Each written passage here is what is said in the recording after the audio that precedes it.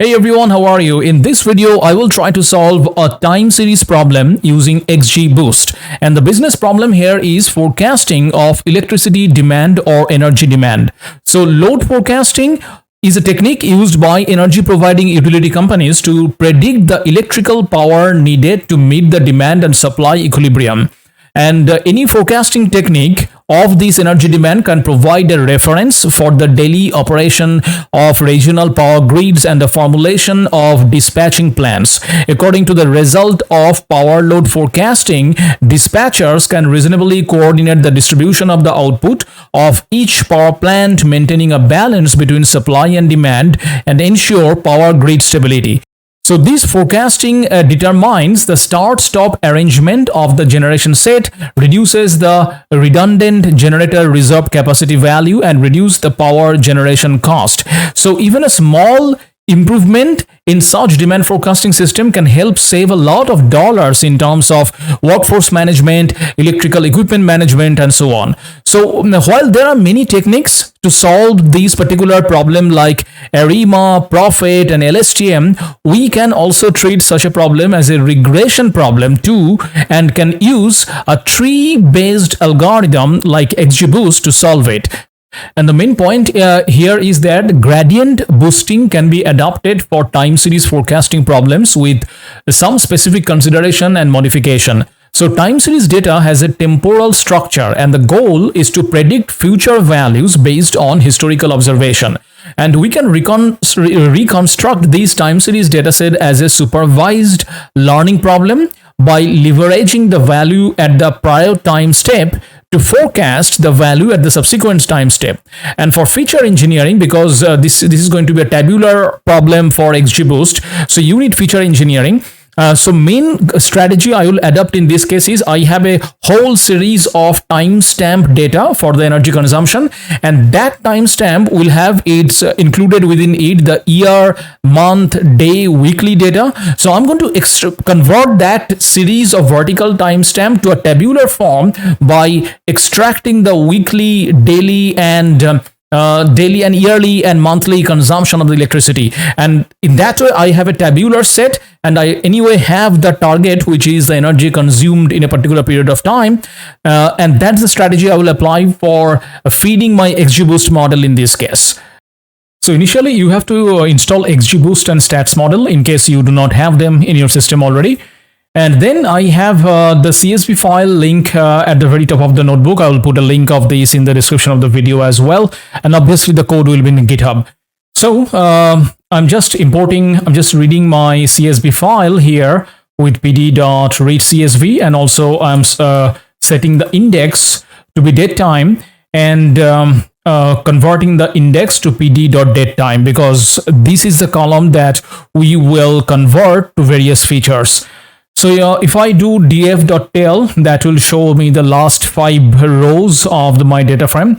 And so this is the data. It's very simple, just 2 columns. One is date time and another one is the consumed energy, and this is in megawatt.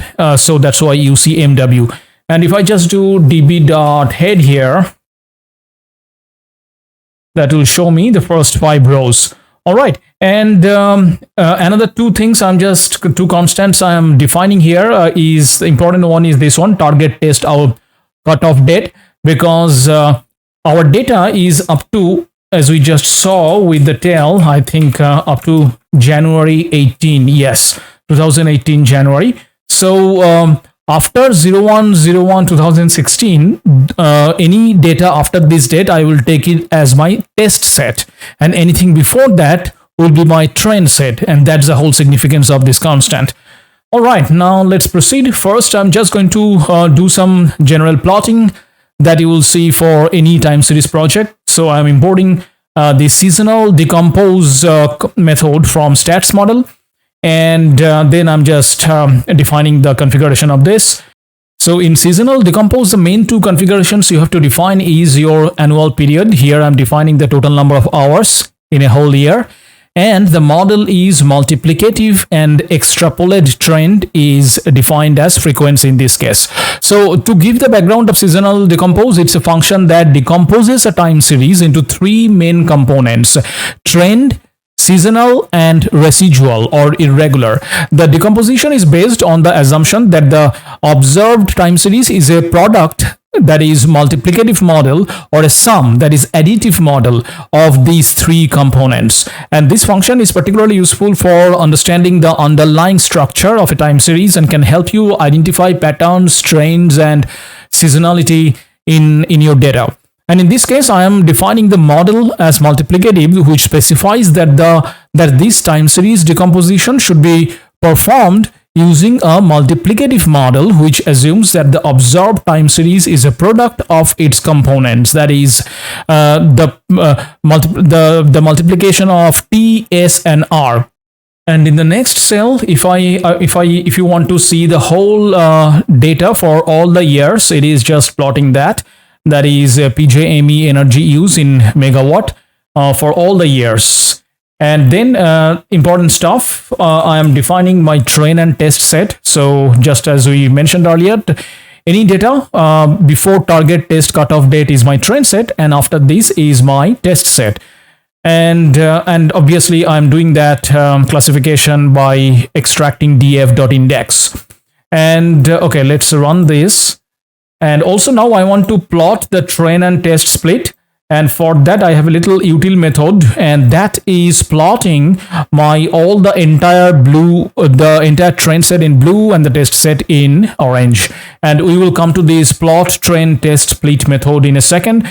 And just to mention here that this project is structured that this is the main notebook, and all my util methods are in a separate file called utils.py.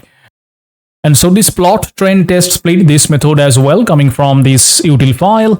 And pretty simple method. It is just doing, it's defining a train and test set based on an argument from these split date. And the split date, I am passing it as my target test cutoff date.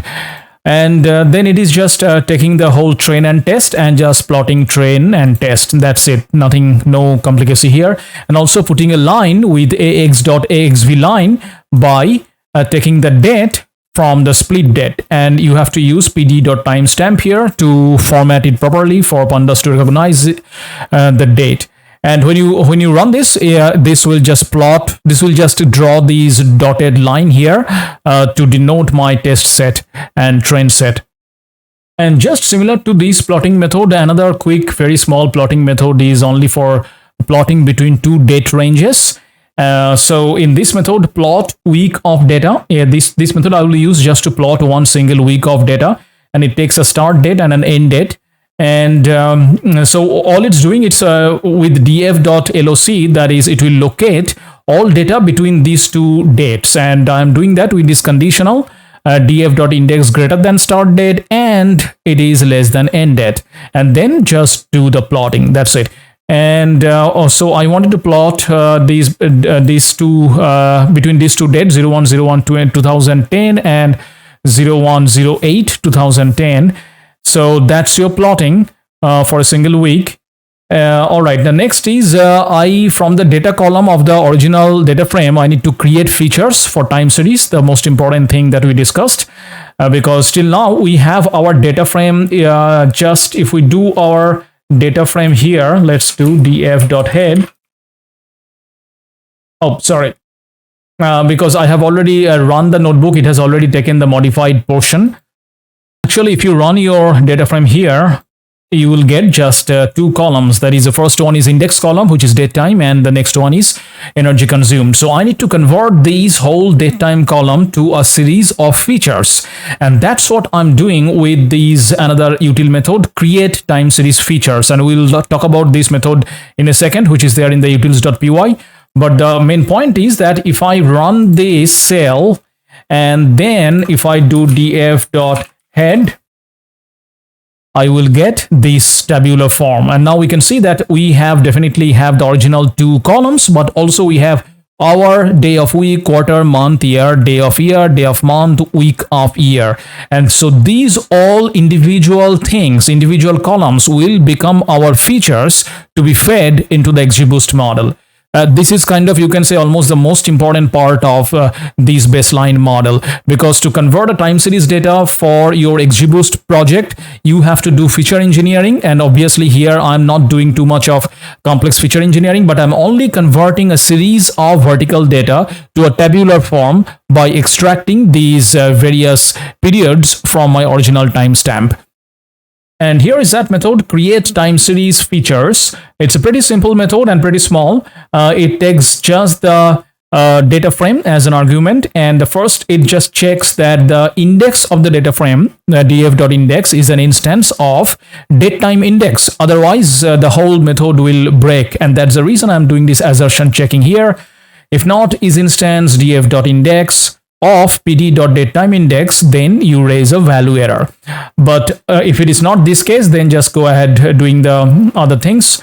I'm just creating a copy so that I'm not modifying the original data frame. And then the main thing is I'm defining a dictionary where each of the features is defined. So I have hour feature, days of week features, and they are all coming from the original data frame by doing df.index.hour. Remember our df.index, that is this column right here, that's a datetime index. So we can extract the hour, day of week, quarter, month, year like this. That is df.index.hour, df.index.year, and so on.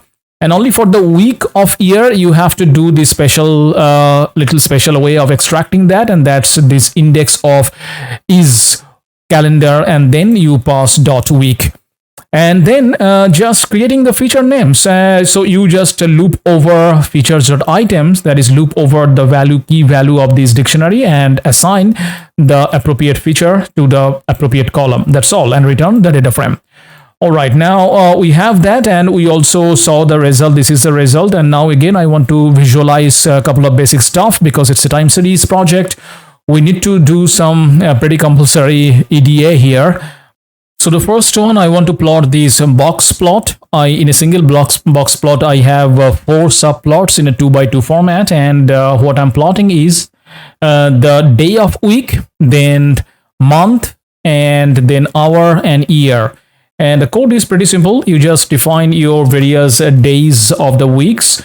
And you define your subplots configuration because it's a 2x2, and that's why you pass this 2x2. And then you just individually plot 4 of them. So the first one, you give df.days of week. Remember, we have a days of week column right here. And then you pass df.month, then df.hour, and df.year. So from this, you can see what is expected, that for the summer months, the energy consumption peaks. Then when you look at on a daily basis during the morning, that is during this part of the day, the energy consumption is relatively low, and so on. All right, now next one, I want to just do a seasonal plot. And for this plot, the main thing is that I am grouping by year and month, and then taking the mean of those years, and then doing reset index. And then I am taking the unique values from the years. So I have this plot right here, which is across all the years and the various months, starting from January up to December. And various colors represent the various years here. All right, so that was some basic EDA, and then start creating our model. So if and before modeling, first I need to check the structure of my train and test. So I just run train.head and test.head, and we can see the structure is just 2 columns, date, time, and megawatt. All right, so we have to get the features to these data as well. Remember, previously we applied the features only on the df variable, but we have our train and test variables, so we need to apply these create time series features on both train and test. And after I do that, I get this modified tabular form of my train and test, and now I have all the required features over here. Now one thing I noticed that in this data, this particular column named week of year is of uint32 d type, and so I was getting error which says value error date frame dot d types for for data must be int, float, bool, or category. Invalid columns, week of year, you in 32. So to resolve that, I needed to do this little small thing in the next. I needed to cast the type of week of year as integer 32. And that's what I do in this cell right here, and I do that to both train and test. All right, now I just define my required time series features with this list, day of year, hour, day of week, etc., and create my xtrain, ytrain, xtest, ytest. Pretty simple stuff here, nothing, no complexity. For the train portion, for the x portion, you take the all these columns, and for your y portion, which is the target, you just take the targets, and our target is energy consumed. And that's all it is here. And now the next is actually applying the XGB regressor on my xtrain, ytrain, xtest, ytest. And again, the relevant method train XGB regressor is coming from utils.py. So let's go there and see what that method is all about. Yeah. So this is here, train XGB regressor. It takes these few arguments, and also another optional argument, use GPU. By default, it takes a false, because in case you have GPU in your machine, whether cloud or local, you have to set it to true while executing this method. And I'm just following the standard way to implement XGBoost, following the documentation. So you first need to define the regressor configuration, and there are so many things I'm defining, and we'll talk about it one by one very quickly. First one is base score. This is the initial prediction score for all instances. The default value is 0.5, and it doesn't have a significant impact on the model's performance, but it can affect the model's convergence speed. Next, booster. This is the type of boosting model to use. Choices are GB-tree, GB-linear, or DART. The default is GB-tree. GB-tree and DART use tree-based models, while GB-linear uses a linear function. Tree-based models are usually more powerful but may be prone to overfitting, while linear models are simpler and might be suitable for certain problems. Then in estimators, the number of boosting rounds to be run. That's what it represents. So increasing the number of rounds can obviously improve the model's performance, but it may also lead to overfitting. So be careful about that while choosing this number. And it is important to use early stopping rounds and cross-validation to find an appropriate value with n estimators. Then early stopping rounds represent the number of consecutive rounds without a decrease in the evaluation metric before training is stopped.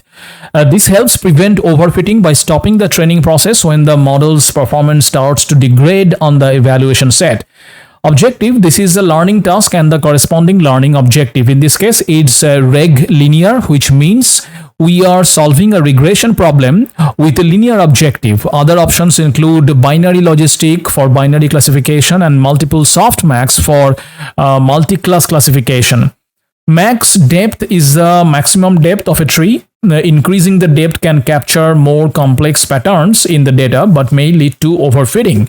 It's very important to find a good trade-off between model complexity and the risk of overfitting using cross-validation.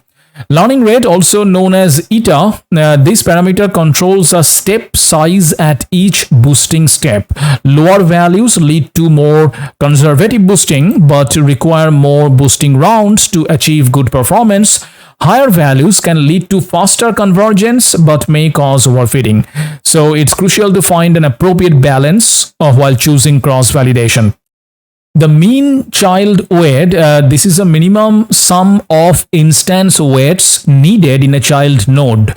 Higher values result in more conservative tree growth and can help prevent overfitting, while lower values make the algorithm more flexible.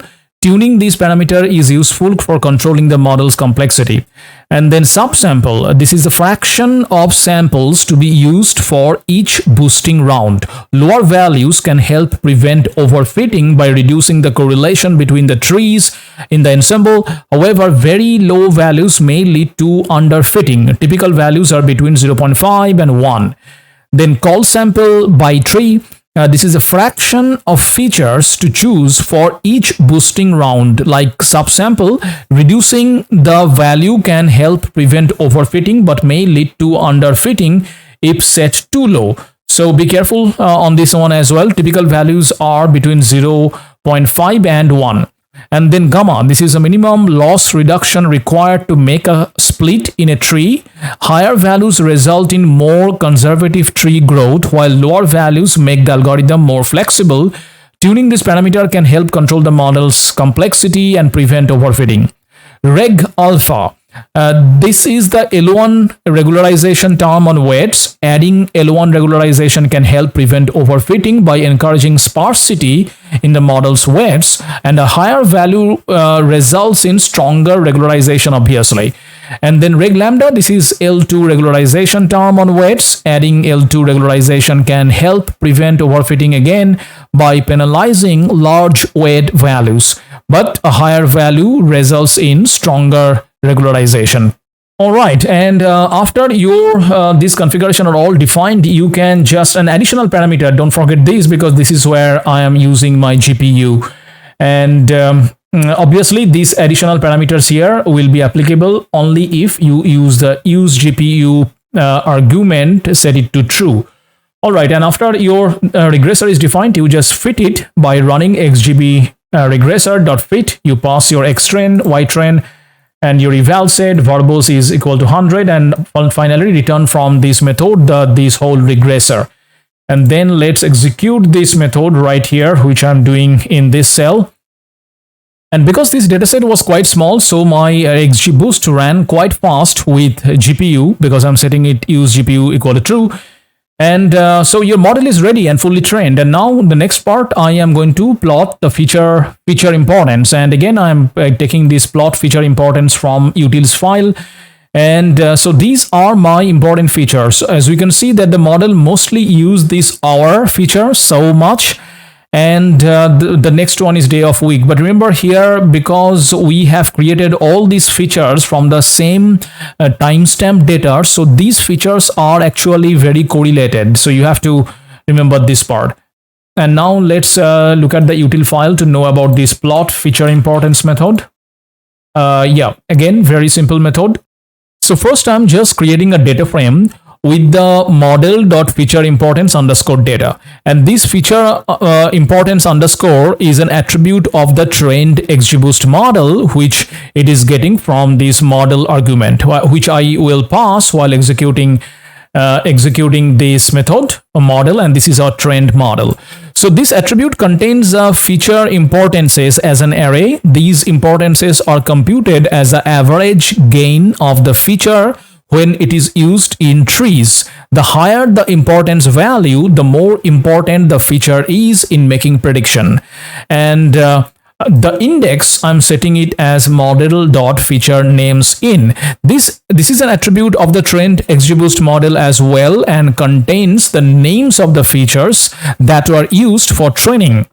And these names are assigned to the index of the new data frame, which means that each row in the data frame will correspond to a feature name, and the columns are importance. This is the name of the new column. So this column will hold all the values of the feature importances.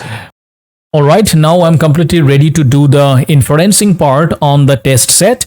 But first I need to build a data frame like this, where all these columns will have the actual ground truth for the entire time span of the data, and also a new column called prediction, which will have the predicted values only for the test set, that is the last few years where our test set actually lies. And for that, I first need to get the prediction, of course, and you can get that by doing model.predict and passing that your test data. That will give you all the prediction values. And then you just merge the original data frame with test prediction, and you put how equal to left index true, right index true, and then this merged data set is what you see right here. And this data frame is extremely important for plotting things like this, where I have all the blues as my ground truth and the orange is my predicted data. And we can see the code is pretty simple. For all the ground truth, you just grab it with PGMEMW, that is the target column, that is actual energy consumed. And for the prediction, you just do DF prediction, because prediction column has all the predicted values.